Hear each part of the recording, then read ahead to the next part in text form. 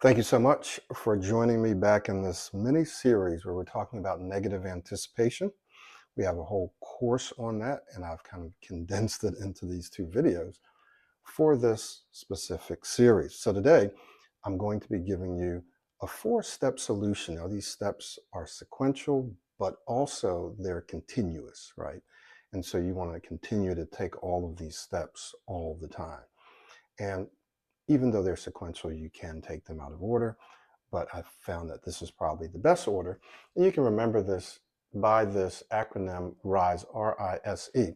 So we're talking about times when you worry about specific words, letters, phrases, or even situations like conversations you're going to have, social events, meetings, updates, interviews, anything that you worry about, that you negatively anticipate. That is what we're talking about. And the impact it can have on you is it can cause you to start feeling anxious now in the present, even though that thing hasn't happened yet. And it can cause a negative impact on your speech, on your performance now, even though that thing hasn't happened yet. I've actually watched people when they start talking about a word that they struggle with, they actually start to struggle on the current words that they're saying, or when they start describing an upcoming speaking situation, or even something's happened in the past, their speech starts to deteriorate.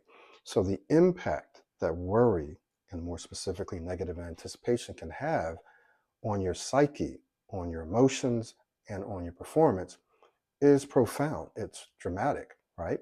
And often it's immediate. So let's talk about 4 things that you can do, to help to reduce and or in many cases eliminate negative anticipation. There's some things I just don't anticipate anymore, not in a negative way, in a positive way, right? Which we'll talk about that. So it starts with raise your awareness. And what do we mean by this? Well, one of the things that you'll need to do is to become aware that you are negatively anticipating, right? Because it's a pattern, it's a habit. And because it's a pattern, because it's a habit, it happens beneath our conscious radar, beneath our consciousness, right? So that we can be more efficient, as we talked about in the previous video. We just don't have the capacity to think about every single thing that happens, every single thing that we do. Don't have that capacity. So we turn things into patterns, into habits. And some of those patterns are positive and some are negative. So in this case, we're talking about negative anticipation, which is, generally speaking, a negative pattern, something that can hurt you. So you have to become aware that you are doing it, that you're experiencing it in the moment, right? How am I feeling? What am I thinking about? I'm thinking about that word. Okay, great. Now that you're aware, you also want to look at the options, right? What are the options that you have when you start to negatively anticipate? Well, one option that many people take is they avoid. They avoid the words, they avoid the situations, right? That's one option. But other options are that you can alter or change, right? So alter or change what? Well, in some cases, you can change the word, you can change the situation, right? Or you can change your speech. You can change how you speak and what you think about. You have the power to do that in the moment. You can change what you're thinking about. You can change how you're speaking. There's certain physical things that you can change. Okay. In some cases, it's very difficult to change how you're feeling in the moment, but you can change what you're thinking, what you're focused on in the moment. So keep that in mind. The other thing that you can do is you can act differently, right? You can change physically how you can use your body more. You can take deeper breaths. In fact, I often share with my clients to breathe your way out of it. So if you're stuck, you're feeling anxious, you're blocking, your air is short, you breathe your way out of it. We won't get into that in this video, but we did in pies. We kind of talked about that. So breathing your way out. Some people say, I can't. Well, they discover that actually they can. You do have control over your breathing. So you can change your actions, your physical actions, how you use your body, using your body, right? Some people are stiff, so you use your body. You can change your breathing, so you can change those things. You can change how you enunciate or articulate. You can change how you inflect. These are what we call proactive speaking skills. So there's lots of things that you have control over that you can change in the moment. In the moment, right? And then there's acceptance. You can just accept that this is where you are and nothing's going to change. Or you can accept the fact that, hey, I actually can change this. Some things I can do in the moment, other things I can do prior to the moment, right? And when I do those things, that is practice both privately and in public. By private practice, I mean that you're by yourself and you're practicing. Public practice means you practice with real people in real life speaking situations.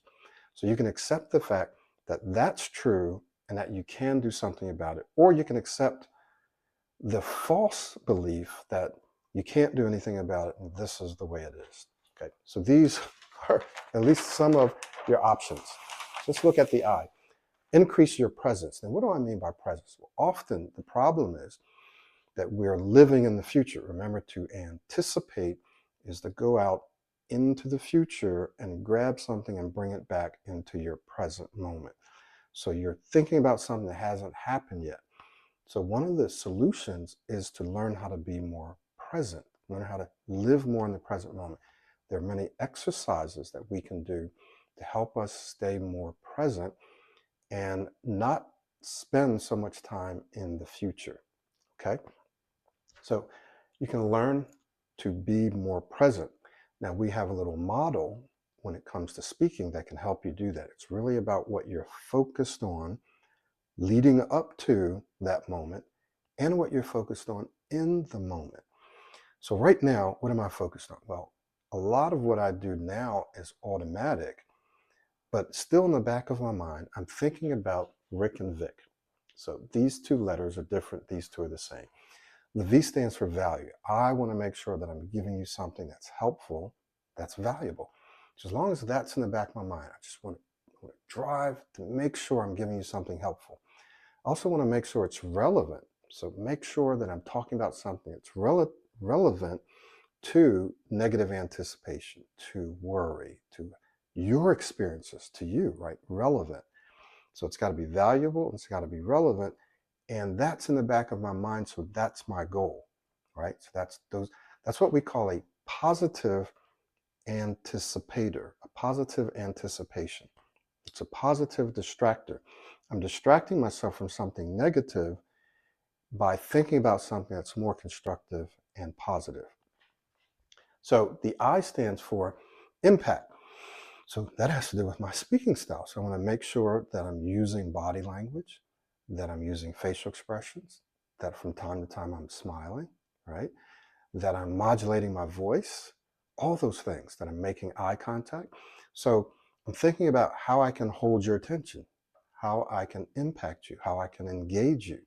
So I'm thinking about that. That's also very positive. It's a positive distractor. And then the C is clarity. So I want to make sure, and there's two parts to clarity. There's style and structure. I want to make sure that my speaking style is such that you can understand the words that I'm saying. Whether I have an accent to you or not, you still should be able to understand the words that I'm saying. So I have to make sure that I'm enunciating correctly, that I'm articulating, that I'm not speaking too fast and chopping off my words. So my speaking style needs to be one that's clear, because if it's not clear and you can't understand it, it doesn't matter how well I speak or the content that I'm giving, you won't be able to receive it, right? You won't be able to decode it because you can't understand it. So it's got to be clear stylistically. Structurally, I want to make sure that I've created or that I'm communicating my ideas in a structure, in a format that's logical, one that you can follow as clearly as possible. So when I think about how can I make this clear, so I use rise, right? And I say, well, there's three things or there's two things. This helps me articulate my thoughts and ideas more clearly than if I didn't, than if I just spewed out a whole bunch of stuff, a whole bunch of facts. So clarity. So What this does is if I'm thinking about this while I'm speaking, then what I can't be doing is thinking about or negatively anticipating words or what people are thinking about me, the fear of judgment, the fear of failure, the pressure to perform. Can't be thinking about those things because I'm only thinking about this. Does that make sense? So this keeps me in the present. Now, something else we can do in the present is just empty our mind. So sometimes if I'm going to order coffee or something, just don't think about anything. Think about life. Think about something else. I don't think about ordering coffee. Just being present. Okay. So explore this because this can make all the difference in the world, being more present. Now, the S, start using passive learning. What do I mean by passive learning? Simply audio listening, video listening, in some cases video watching. It's a little more active, but just listening to audio that's constructive, that's positive, that's encouraging, right? That's instructive, that can help you. So you want to impress and imprint your mind with content that's going to help you, that's going to change the content of your thinking. It's going to change what you're thinking and how much you're thinking it. So if you're constantly worried about thinking about words and phrases and you have a catalog of things that you struggle with and you're ruminating, so you're thinking about something that happened before or you're negatively anticipating, you're thinking about something that's coming up, none of those things are going to help you speak well. But if you're listening to, passively just listening to something during transition time, even for some people while they're working, then you're filling your mind. That is, you're substituting, you're pushing out the negative and you're filling it with the positive, right? So here's a negative and you're pushing out that negative with something that's positive. Does that make sense? So you keep doing that on a daily basis, and what happens is it begins to retrain, to rewire your brain to really change your thinking patterns from constantly thinking and worrying, right, negatively anticipating, ruminating, changes that from your being more present, sometimes not thinking about your speech at all, or other times thinking about it in more of a constructive way, remember Vic and Rick, or looking forward to actually connecting with people and giving them value and getting to know them, so forth and so on, right? So passive learning can help you do that. And then finally, take a look at the E. So you're going to exchange negative speaking experiences with positive speaking experience. Well, say, well, Michael, how do you do that? Well, we've got a system for it. It's a science-based system. And one of the ways is modeling. Modeling, if you want to look at it like this, helps you kind of leapfrog. If you think about this kind of chasm here, right? It's kind of a chasm. And you can take this the long way, or you can take the short way. The long way is to kind of work on your speech using all techniques. Techniques are great, we use them. But if you only use techniques, it's going to be the long way. You're going to have to go down here, develop your new speaking style, think about techniques. When you model, it's like a bridge. You leapfrog over that. It's much faster, and believe it or not, once you get into it, it's easier, and it's also our natural way of learning. When you were growing up and you learned your first language and many other things, you didn't study books. You probably didn't watch videos on how to do it because you were a baby. You simply observe. It's called observational learning. It's one of the first ways that we learn. We observe the people around us. We listen to the sounds. We listen to how people are speaking. We watch their mannerisms. And we absorb that and we learn. We have something called mirror neurons that help us learn the things that we are familiar with, right? So we watch people and we learn. Modeling, right? It's the fastest way. Second, proactive speaking skills. There are some very specific skills that you can learn. Breathing, modulating your voice, inflecting, body language, emphasizing, articulating, over-articulating, airflow linking. All of these things are skills that you can learn. Free flow speaking, learning how to maintain airflow, learning how to get into a rhythm when you're speaking, learning how to speak dynamically. When you do these things, what you find is that almost immediately you smooth out your speech, you improve your speaking style. And when you do that, when you start to experience smoother speech, those experiences are yours. And the more that you do it, and in the more situations in which you do it, different people, different places, different things, your brain now, remember, it looks for patterns, will go back and say, oh, when we were practicing, we spoke smoothly. When we were on video, we spoke smoothly. When we went and talked to our friends and family, we spoke a bit smoother. When we ordered coffee, we did better, right?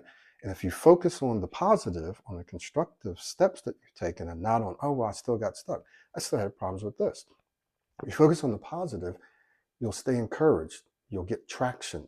You'll be more motivated to keep going. And you'll see through the law of accelerating acceleration that you actually start moving towards your goal faster and faster and faster. If you focus on the negative, you'll start sliding backwards, right? And you won't achieve your goal. So this is how you can exchange your negative speaking experiences and even your negative speaking style with more positive ones. Modeling immediately, because you're modeling someone else who speaks well. Proactive speaking skills, sometimes it can be just as easy as breathing, learning to breathe more and slow your speech down, right? And then free flow speaking exercises, free flow speaking modeling. All of these things I'm referring to are inside the course. We go through them in our training and in our coaching and so forth. So I've just given you a really in-depth look at 4 things that you can do that are scientifically based, proven through experiences, to help you reduce or eliminate negative anticipation. You're also going to see a case study on Mona and how she used all of these things, but more specifically modeling. So you're going to see that in a PDF, nice little PDF case study, and you're going to hear her talk about it in her videos. So I want you to take a look at that video. And then I want you to consider this. If you're struggling with worrying, negative anticipation, stuttering, blocking, speaking too fast, any of those things, not being able to articulate your thoughts the way that you want, the fastest way to get to the other side of that is by working with us one-on-one, by working with me or Farouk. But if you're watching this video, then obviously you're watching me, right? So the fastest way for you to do that is to work with us one-on-one. And yes, that's going to require you to invest your time and your energy and your money. You just have to ask yourself, is it worth it? Like, how many opportunities have you missed both professionally and personally? How much money have you lost? How much money have you left on the table because you weren't able to take the jobs that you wanted, right? And so look at that, and then you look at the coaching as an investment where you're going to get a financial return. Not even talking about the emotional return, the physical return, the social returns. We haven't even mentioned those things. For some people, those are more important than the money. But if you're talking about spending your money, you're like, I'm not sure that this will really work, or I'm not sure that it'll work for me, or I'm not sure I'm going to do the work. Well, that's up to you, right? You have to decide if you're willing to do the work. What you want to look at is, where do you want to be 3 months from now? Where do you want to be 3 weeks from now? How do you want to be speaking in just a few weeks? What opportunities would you like to take advantage of? So I want you to take the time to look at some of the links that I have, some before and after. Look at some of the after, look at what people have actually said. No one's speech is perfect. My speech is not perfect. Yours won't be perfect either.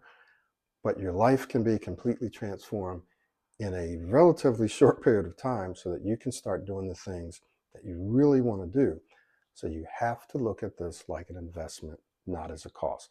If you can't see it that way, don't do it. But just remember, there's a solution, and you can transform your speech and therefore your life, including your relationships, your career, in a short period of time, right? So keep that in mind. Look at Mona's kind of her experience, her journey, and then make a decision for yourself. Just remember, the time's going to pass anyway. So where are you going to be in a few months? Are you still going to be looking back, struggling, wishing, hoping, or are you going to have made some incredible progress in your speech and your life? We'll see you in the next video, the next email.